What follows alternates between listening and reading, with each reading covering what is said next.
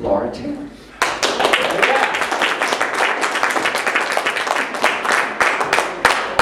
Oh, thank you, Ken. Man, I'm just slipping out of my socks that all of you are here. Thank you so much. The excitement's really good. I appreciate every one of you being here and for being a part of this church. We do need you. We do love you. And we're here for you. So is there anyone new here to spiritual growth? Every day. Yes, right. So, you know, whether you're new or whether you're seasoned, you have noticed that life gives us what life gives us. And then we get to deal with it, right? And sometimes life gives us what we really want. And it's like, oh, life is really supporting me. I'm so happy about it. The love of my life just walked in the door. I got the job I always wanted. It's double the pay. My health, you know, the diagnosis, it went away. I'm fine. And then sometimes life doesn't give us what we want. And it feels horrible. And the love of our life walks out and takes off with someone else. The job ends and we look and we look and we look and we can't get another one. The diagnosis returns. And we're crippled in that, not knowing how to meet these situations in our life. And we can end up feeling really sad for a long period of time, really disappointed, maybe in despair, right? So I wanted to just take a moment and just say hello to what's in the room. So I'd like to ask you, what's come to your life, either recently or before, that you didn't want? And how did you feel about it? So I'm going to ask you to call out. And I'll look at section after section, but I want to start. And I want to tell you that a year ago I injured my hand at my day job. That had been my main source of money for years. And I couldn't do that job anymore. And I was scared. I felt like adrift, afloat, like, well, that's what I do for money, for my main amount of money. So I can give a lot of time away in my holistic work. So how about anyone over here? What came that you didn't want? Work stress. Work stress. And how did you feel about it? Angry. Angry. Who else? Physical limitations. Physical limitations. How did you feel about it? Incapable. Incapable. How about over here? What's come into your life now or before that you didn't want? My cat died. My cat died. And how did you feel? Sad. Sad. Pain. Pain. How was that? Frustrating. Frustrating. Job insecurity. Job insecurity. How did it feel? Scary. Scary. No job, I heard over here. Scary, right? Unemployment. Say again? Unemployment. Unemployment. How about that? How'd that feel? Scary. Scary. Building owners forcing me to move from my apartment. Being forced to move from my apartment. That's a big deal in the city, right? Although I claim right now it is not a big deal for you. It's still in the building. Okay. What were you feeling when you first heard it? Overwhelmed. Overwhelmed. Fear. Fear. How about over here? What came that you didn't want? Katie? Some foot issues. Food issues. A runner. Yeah. You're a runner, yes. And apprehension is what. Apprehension, yes. Anyone over here want to share? Arthritis? Arthritis. How did that make you feel? In your leg. Yes, one more. Sudden, unexpected death of a loved one. Death of a loved one. How'd that make you feel? Devastating. Devastated. Let's just take a moment and let's just be with what's here right now, and let's just hold ourselves and each other and our tender heart. Let's just hold it here for a moment. Life gives us what life gives us. And then we have all these feelings about it.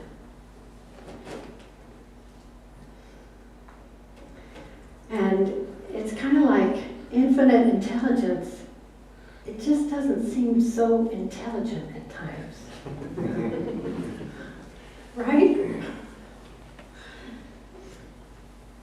There was a time when something came to my life, and oh, I didn't want it. I didn't want it.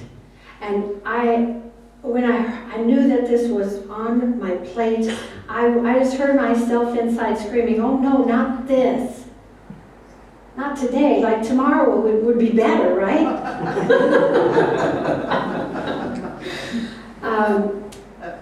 I had gotten married when I was 21. I had twins right away. I discovered my husband had this rageful, contemptuous side, and it frightened me. It frightened me. But being a team player, I stuck it out for 10 years. After 10 years, I said, I've got to leave. I've got to leave.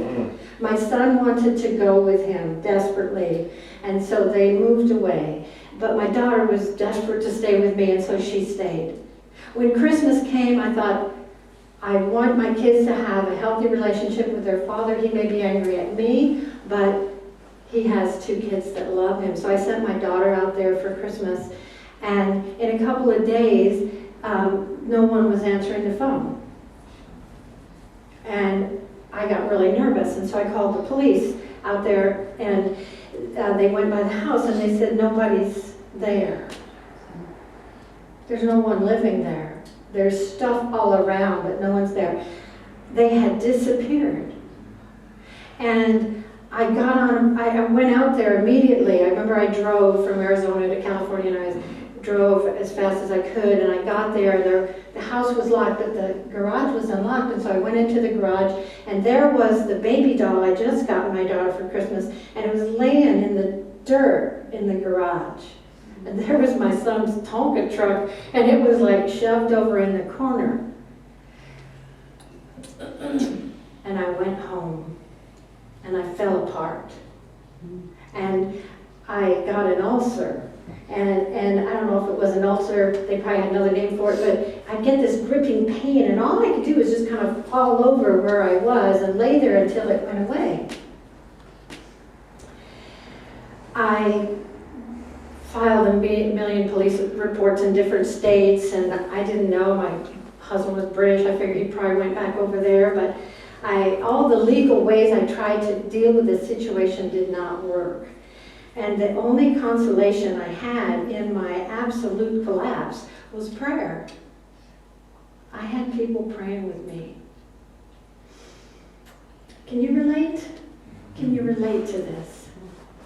Because we've all had something really devastating happen, right? That we don't think maybe we're going to come back from. That maybe we don't have what it takes to deal with. And how can we make sense of that? And by the way, if you're thinking of something devastating that happened to you, let's make room for that. Let's love that one right now, right here together. You're not alone.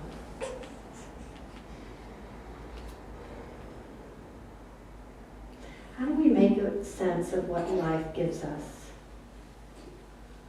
How can we understand what's really happening here? Why is it so hard?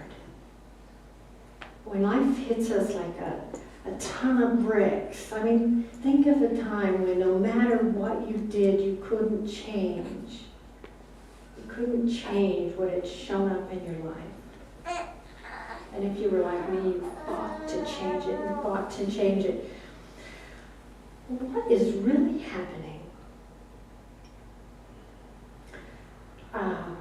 Wow. For me, I believe that we're trying to change life. In fact, I don't just believe it, I've seen this in my life. We're trying to change life before we let life change us. We want to change it before we open up and become willing to let life change us us for the amazing way it's trying to. And I want to share with you the deeper faith that I found in our own divine nature. And it's not a blind faith. You've heard of blind faith, right? Rev's talked about it. It's kind of like a stupid faith.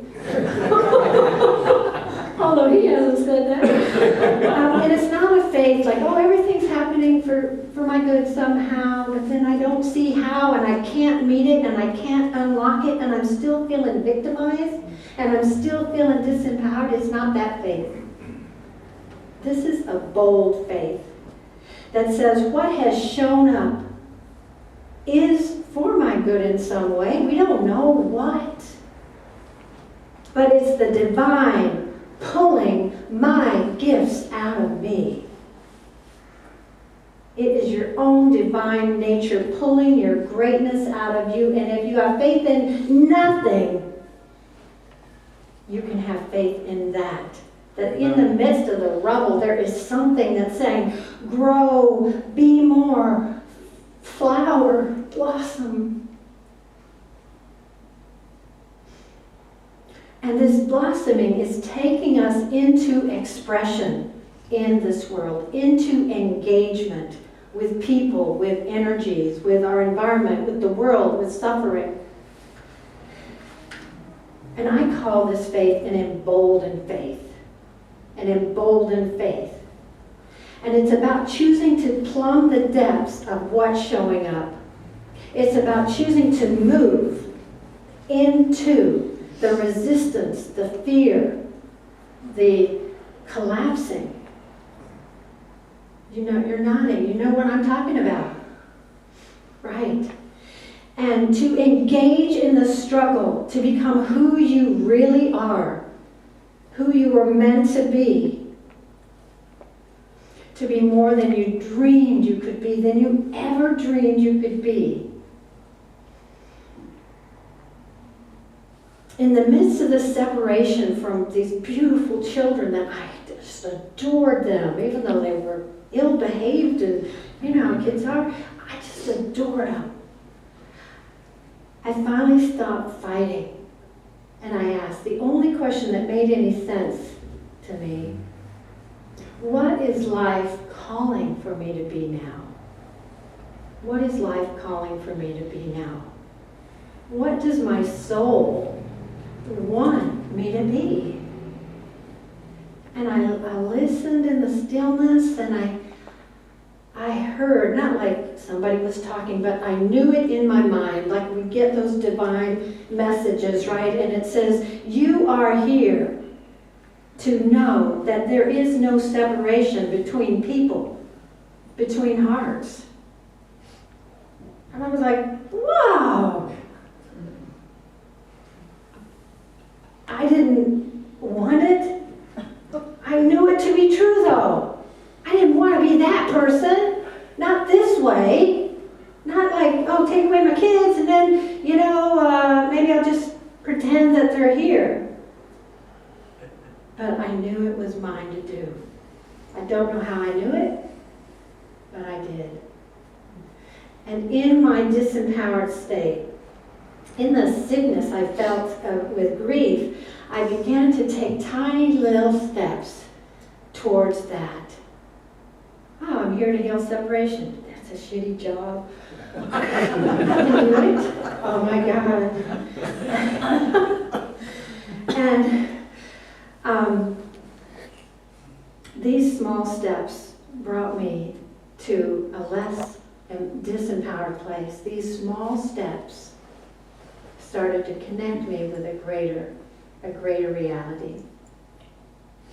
And I didn't know if we had guardian angels, but I thought, we got higher selves. I started talking to my kids' higher self.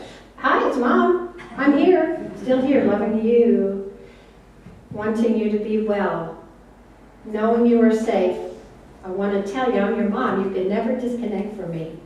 I take authority in your life. I birthed you. I must have something that I can claim. And I claimed it. I claimed it everywhere I could. I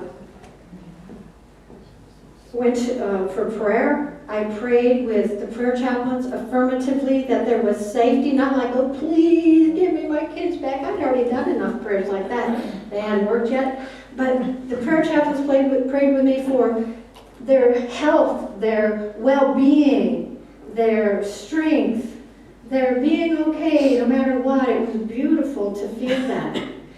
We affirmed it, and affirmed it, and affirmed it, and affirmed my eternal connection. You see, it can be scary when you move into it. When you move into being more than you know you can be. But really, it will be scary. It's not that it can, it will, and it must, because you're on an edge you haven't been on before, right? And we don't know that we have what it takes. We don't know we have what it takes to become that big, that grand, that much of a gift.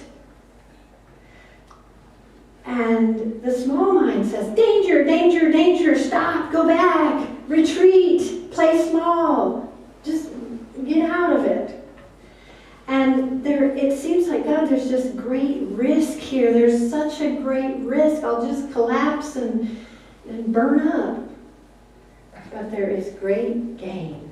There is great gain. And it is the paradox of living here on earth in a body-mind. We're just living in this body-mind for several years or a minute, whatever it takes to get what we're here to get.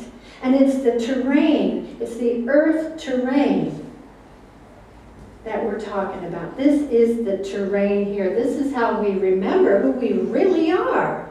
We have to live into it. And in some messy way, this thing that comes up that tries to show us that this is our magnificence waiting to be. It's like the situation that comes is the path itself and the terrain to your greatness revealed. And in some way, this messy, beautiful, perfect life, God, infinite intelligence is offering us an opportunity that nobody would, in their right mind, would volunteer for, right? To birth the person we want to be, but don't know how to become. We don't know how to become that greater person, that amount of beauty, that amount of compassion, that amount of creativity.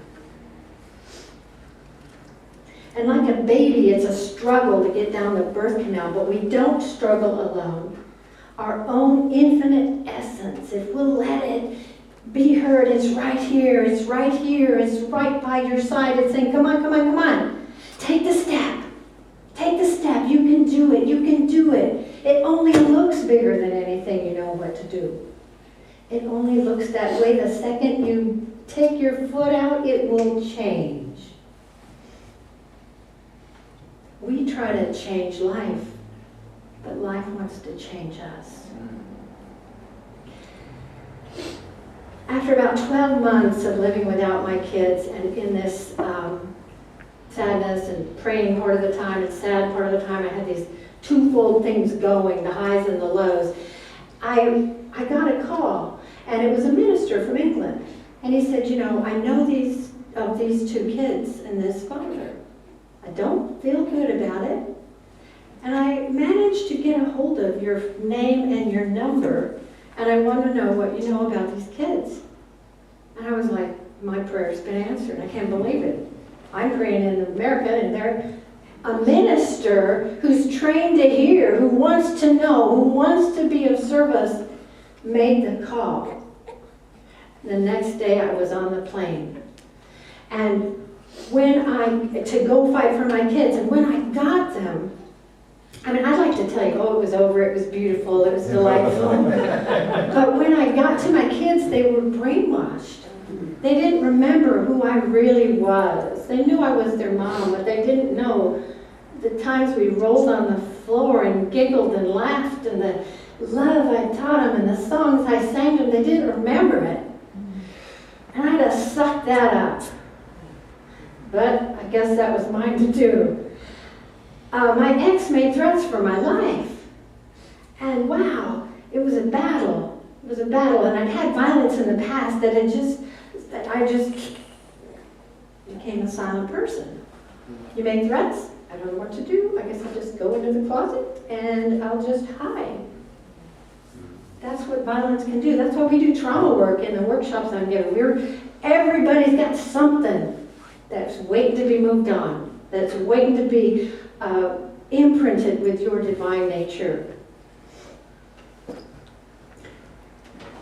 I one day realized, I am not going to get what I want here. And that's when I started to become really moldable. That's when I started to become really moldable.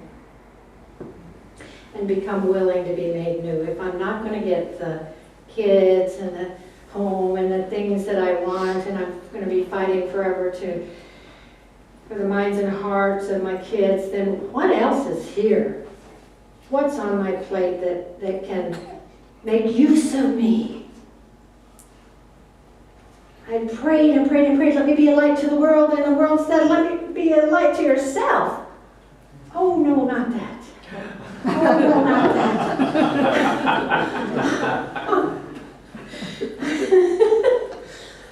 So you might be asking, well, what are the benefits of an emboldened faith? I haven't made it sound too grand, but I'm not done yet.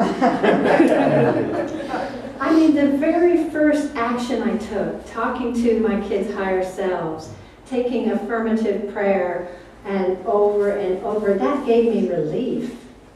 It gave me a time to kind of unwind this overactive nervous system. And I was still scared, but I wasn't drowning in it anymore. And then it dawned on me that we are here. We're here to heal the fear of fear itself. Amen. Oh. And suddenly, it's like, I don't know how, but I knew I had what it takes. I didn't know where it was going to come from. I didn't know how to get it, but I knew, oh yes, that's mine to do. So I call this a sacred struggle. Sounds pretty, doesn't it? Yeah, sacred struggle. And in this sacred struggle, we are birthing our spiritual qualities. Why do you think we keep teaching the 12 powers? We want you to have it. We want you to get access to who you are. You are birthing your spiritual qualities in that struggle.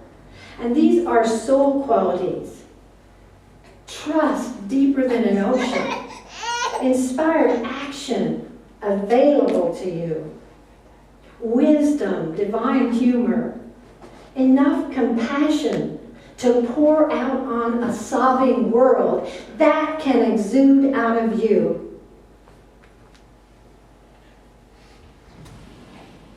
We are the light of the world. You are the light of the world. We have come to be conscious in form, in a body, in this lifetime, for the benefit of all. And that would be benefit enough, right? But there's more. There's more when you embrace an emboldened faith. When you let life forge you, not force, forge you, and do what you really want to be deep inside but don't know how, it will be an incredible thing.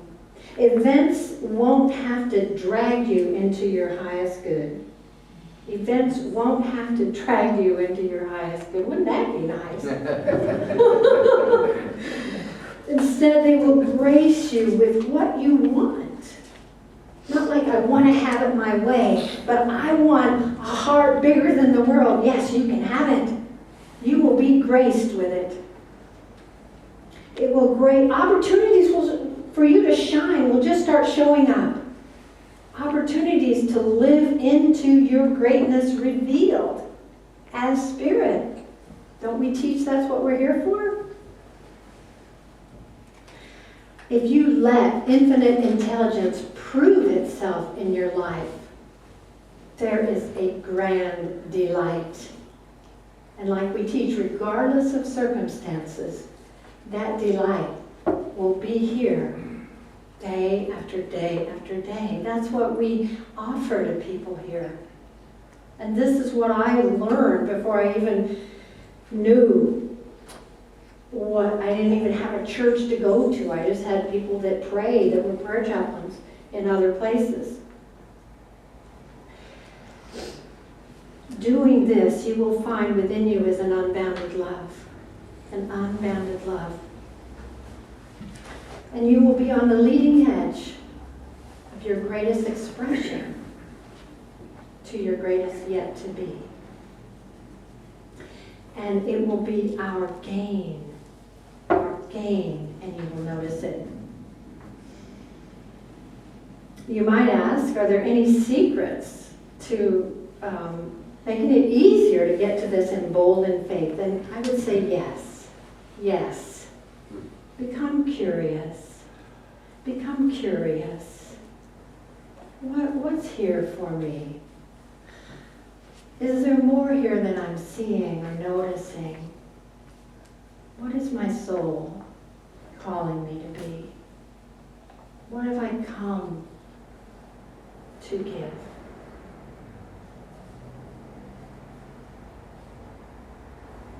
And you'll know by the feeling in your core, in your gut, this felt sense. And usually it's something that you haven't been able to do. And it will feel like, oh, I'm being called to be that. Oh, it'll get kind of shaky. Can you feel it? Yeah. But you just take the first step. That's all you need to know. At that point, you'll be given whatever it is to take the next step. People will start to show up for you in your life.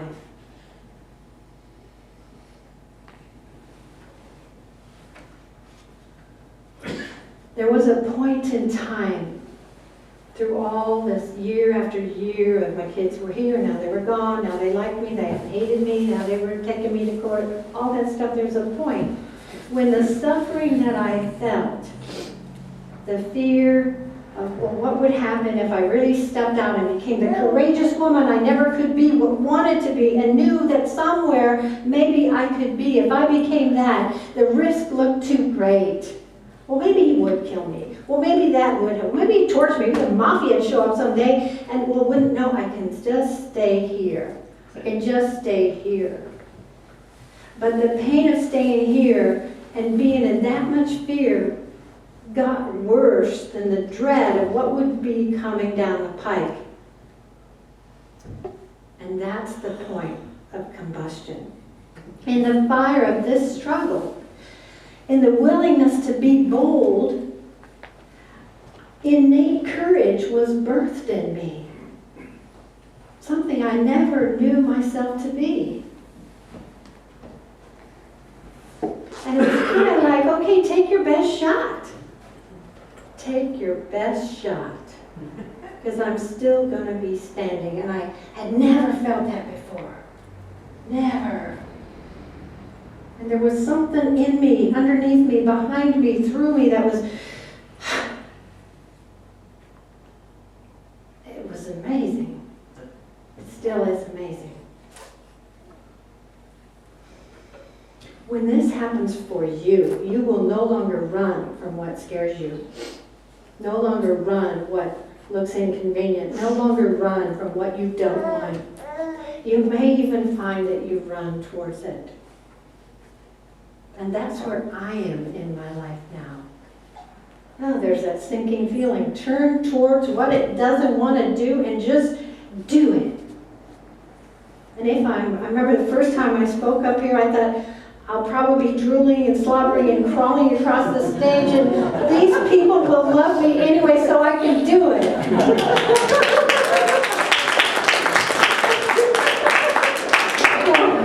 Oh, God. But the most important thing I want to share with you is that there is these feelings within you, right? And we want to, as we start to engage, right? We're going to be on the edge of what feels scary. We're going to be on the edge of what's going back up, back up, back up, and we want to hold ourselves tenderly. There are a lot of younger yous in here, younger me's in here that got shut down in an earlier time in this life. And they sure don't need you to be another person that does the same thing to them. That's why we teach become the one.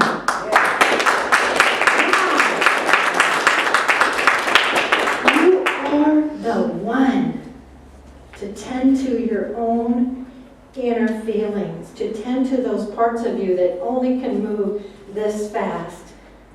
Tell them, I have all the time in the world. Take the time to be with those voices that want to stop us from moving forward. It's congruent. They would want to stop us, right? They don't have the trust. We have to stay long enough, be genuine enough to build that trust. I see you. I hear you. I'm here for you. Take all the time that you need. Bask in my love. I'll never leave you. You're my beloved.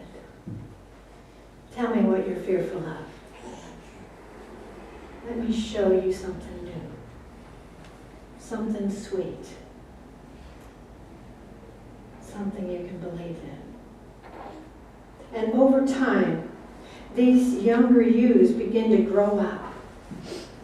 They begin to become your allies. Yeah, you're nodding. I know you know exactly what that's like.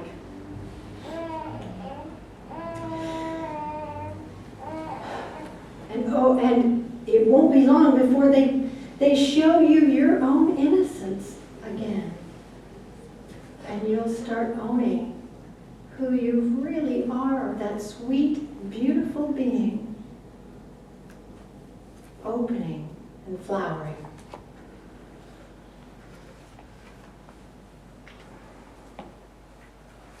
And in that moment, you'll be able to extend love, not just receive it from yourself. There was a time that I thought, wow, I've survived a lot. All that violence, that rape thing, the crazy husband. I've survived it. And then a few years later, I thought, I've really begun to thrive in spite of my life. And then one day, like an epiphany, it hit me. I am flourishing because of my life. Ooh. When I got that, I was like, all that time I didn't know what was really happening. I never knew till the end. I do want to tell you I have an awesome relationship with my kids. My faith to stick the course, to stay the course, stick in there, it worked perfectly. They see me, they love me, they know me. They can't believe they still got me. It's like,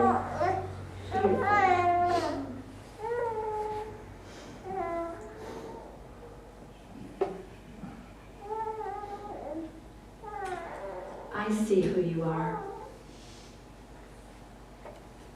I see what you have. I partner with you in your journey. And I herald the magnificence in you. And you. And you. And you. And you. And you.